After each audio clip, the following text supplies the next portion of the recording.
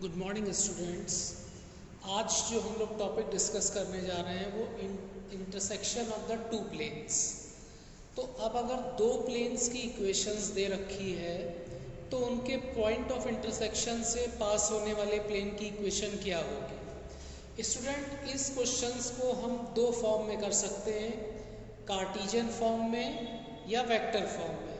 लेकिन vector form में question को सॉल्व करना थोड़ा टफ है, इसलिए जो भी प्लेन की इक्वेशन दी होगी हम उसको पहले कार्टीजियन फॉर्म में चेंज करेंगे और फिर उसके बाद पॉइंट ऑफ इंटरसेक्शन निकालेंगे। तो जनरल मेथड स्टूडेंट ये है कि जैसे दो प्लेन है r dot n1 is equal to q1, second plane is r dot n2 is equal to q2।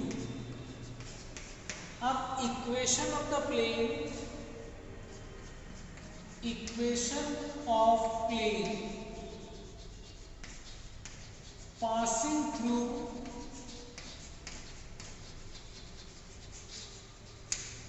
intersection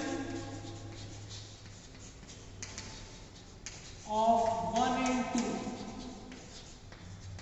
is given by first plane plus lambda times equation of the second plane. This is the method to find the equation of intersection of two planes. तो student, हम लोग दो plane के जब intersection की equation find करेंगे तो हम लोग वेक्टर के बजाय कार्टीजियन फॉर्म यूज करेंगे। जैसे कोई भी वेक्टर की इक्वेशन अगर प्लेन की इक्वेशन अगर वेक्टर फॉर्म में दे रखी है तो उसको कार्टीजियन फॉर्म में हम चेंज कर सकते हैं।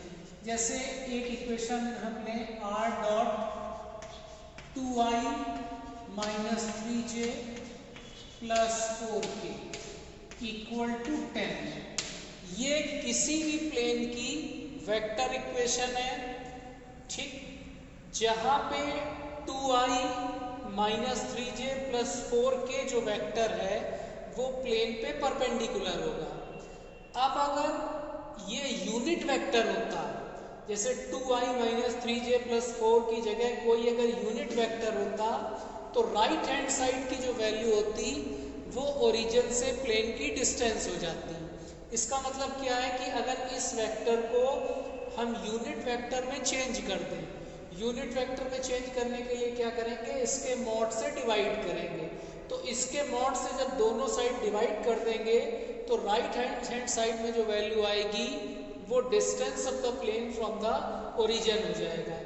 अब ये वेक्टर की इक्वेशन जो है, ये प्लेन की इक्वेशन जो है वो वेक्टर फॉर्म में दे रखी है। इस इक्वेशन को अगर हमें कार्टीजियन फॉर्म में चेंज करना है तो चेंज करने का सिंपल मेथड होता है i के कोफिशिएंट के साथ x ऐड कर दो तो 2x minus 3y plus 4z equal to 10। इसका मेथड क्या है, r की जगह हम लोग रखेंगे xi plus yj plus zk equal के रखेंगे और जब डॉट प्रोडक्ट लेंगे तो डॉट प्रोडक्ट लेने पे x 2 से मल्टीप्लाई हो जाएगा, y माइनस 3 से और z जो है वो 4 से हो जाएगा। तो ये एक प्लेन की इक्वेशन है और ये वेक्टर फॉर्म है। इस इक्वेशन को अगर हम कार्टीजियन फॉर्म में चेंज करें तो कार्टीजियन फॉर्म में प्लेन की इक्वेशन हो जाएगी 2x minus 3y plus 4z equal to 10। इसी तरीके से दो प्लेन की जो इक्वेशंस हैं उनको हम कार्टीजियन फॉर्म में चेंज कर देंगे और कार्टीजियन फॉर्म में चेंज करने के बाद इन दोनों प्लेन के पॉइंट ऑफ इंटरसेक्शन से जाने वाले प्लेन की इक्वेशन हो जाएगी first plane in cartesian form plus second plane in the cartesian form, क्योंकि कार्टीजियन फॉर्म में चेंज करके कैलकुलेशन करना जो है वो ज़्यादा इजी हो जाता है। अब स्टूडेंट, एक ये क्वेश्चन है एक्सरसाइज 10.3 का question number 10. There are two planes. First plane is r dot 2i plus 3j minus 3k equal to 7. Second plane is r dot 2i plus 5j plus 3k equal to 9. इन दोनों plane के point of intersection से पास होने वाले उस plane की equation find करनी है जो 2, 1, 3 पॉइंट से पास होता है. तो अब हमें इन दोनों प्लेन के पॉइंट ऑफ इंटरसेक्शन से पास होने वाले प्लेन की इक्वेशन फाइंड करनी है. तो सबसे पहले हम क्या करेंगे, इस वेक्टर इक्वेशन को कार्टेशियन फॉर्म में चेंज करेंगे. तो जो पहला प्लेन दे रखा है, इस प्लेन की इक्वेशन कार्टेशियन फॉर्म में हो जाएगी 2x plus 2y minus 3z equal to 7, जिसको हम 2x plus 3y plus 2y minus 3z minus 7 equal to 0. ये फर्स्ट इक्वेशन हो गई. इसी तरीके से ये जो सेकंड प्लेन दे रखा है, इस प्लेन की इक्वेशन कार्टेशियन फॉर्म में हो जाएगी 2x plus 5y plus 3z minus 9 equal to 0. Suppose this is the equation 2. अब ये दोनों प्लेन की इक्वेशंस जो हैं वो कार्टेशियन फॉर्म में चेंज हो गई. तो equation of the plane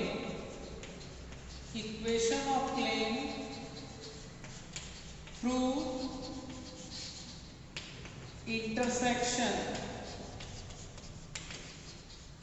of 1 and 2, plane 1 और 2 के इंटरसेक्शन से पास होने वाला प्लेन हो जाएगा.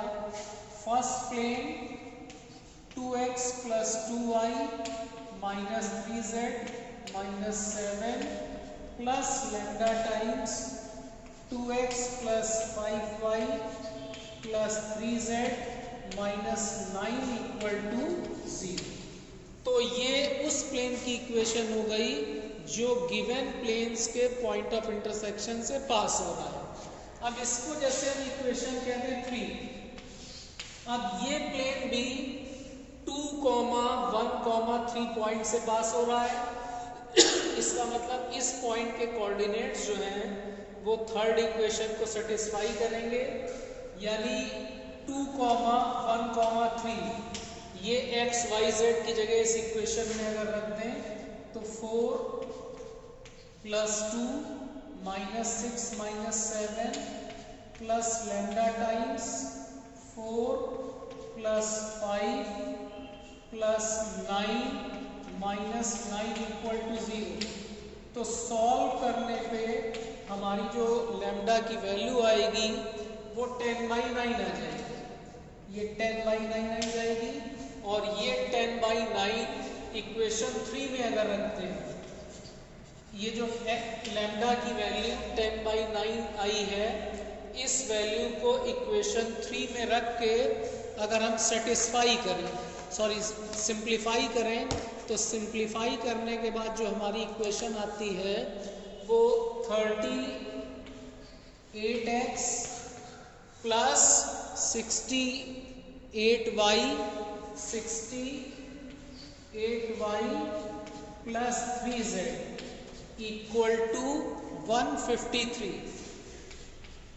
तो ये जैसे इक्वेशन 4 कह दें तो इक्वेशन 4 जो है वो उस प्लेन की इक्वेशन है जो फर्स्ट और सेकंड प्लेन के पॉइंट ऑफ इंटरसेक्शन से पास हो रहा है.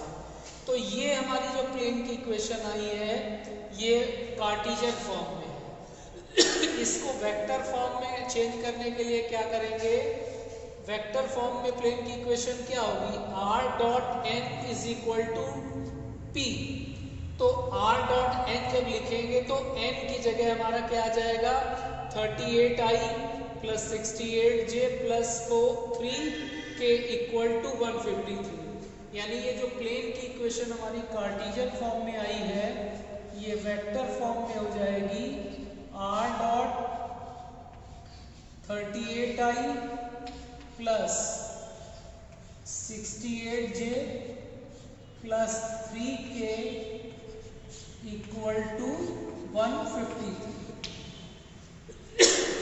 स्टूडेंट्स यहाँ पे एक चीज आप लोग को ये ध्यान रखनी है कि जब भी दो प्लेन के पॉइंट ऑफ इंटरसेक्शन से पास होने वाला कोई प्लेन या प्लेन और स्ट्रेट लाइन की इक्वेशन के पॉइंट ऑफ इंटरसेक्शन से पास होने वाला कर्व हमें अगर निकालना है तो हम स्ट्रेट लाइन की इक्वेशन और प्लेन की इक्वेशन दोनों को कार्टेशियन फॉर्म में चेंज करके जब कैलकुलेशन करेंगे तो वो इजी हो जाएगा। फिर इसके बाद इसी एक्सरसाइज में कुछ क्वेश्चन एंगल पे बेस्ड हैं। एंगल पे बेस्ड क्वेश्चन आपके सिलेबस से हटा दिए गए हैं, लेकिन वो आप लोग कर लीजिए क्योंकि हो सकता है कि उस पे बेस्ड क्वेश्चन आ जाए। और दो प्लेन या दो स्ट्रेट लाइन के बीच का एंगल फाइंड करने के लिए हम लोग डॉट प्रोडक्ट यूज़ करते हैं। डॉट प्रोडक्ट जो है आप लोग वेक्टर में पढ़ चुके हैं। तो कोई भी दो वेक्टर ए और बी हैं तो उनके बीच का जो एंगल होगा that is given by the formula cos theta is equal to a dot b upon mod of a into mod of b. इसी तरीके से अगर दो प्लेन की इक्वेशन दे रखी है और उनके बीच का एंगल फाइंड करना है तो जैसे plane r dot n1 is equal to p1 और दूसरा plane r dot n2 is equal to p2, तो इन दोनों प्लेन के बीच का जो एंगल होगा that is given by the formula cos theta is equal to n1 dot n2 upon mod of n1 mod of n2। तो दो plane के बीच का इक्वेशंस भी हम फाइंड कर सकते, दो प्लेन के बीच का एंगल भी हम डॉट प्रोडक्ट से फाइंड कर सकते हैं। तो स्टूडेंट मेन ये एम था इस आज के लेक्चर का कि जब भी हमें दो प्लेन के पॉइंट ऑफ इंटरसेक्शन से पास होने वाले प्लेन की इक्वेशन फाइंड करनी होगी, हम दोनों प्लेन की इक्वेशंस को कार्टेशियन फॉर्म में चेंज कर लेंगे और कार्टेशियन फॉर्म में चेंज करने के बाद उन दोनों प्लेन के पॉइंट ऑफ इंटरसेक्शन से पास होने वाला प्लेन हो जाएगा first plane plus lambda time second plane. क्योंकि स्टूडेंट्स कार्टेशियन फॉर्म में जो कैलकुलेशन है वो ज़्यादा इजी होता है।